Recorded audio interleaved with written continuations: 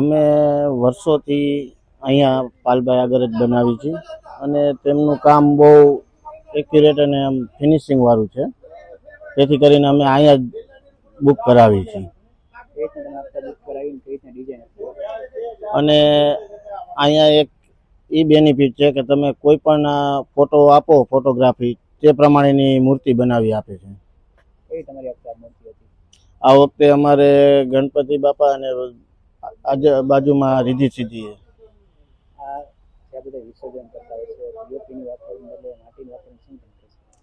અમે ઇકો ફ્રેન્ડલીની જ બનાવી છીએ, જેથી કરીને પર્યાવરણને નુકસાન. અને ફાયર બ્રિગેડ ને કોર્પોરેશન જ્યાં નિમણૂક કર્યું હોય, નક્કી કર્યું હોય કે ભાઈ અહીંયા વિસર્જન થાય, ત્યાં અમે વિસર્જન કરીએ છીએ.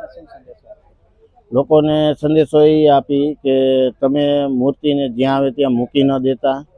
તમે 10 દિવસ આવી રીતના સારી રીતના ભક્તિ કરી એટલે તમે ગમે ત્યાં મૂકી દો, ફેંકી દો પાણીમાં, પણ એવું ન કરતા. સરકાર અને ફાયર બ્રિગેડ તરફથી સુવિધા સારી છે, તમે એને આપો એટલે સારી રીતે વિસર્જન કરે છે.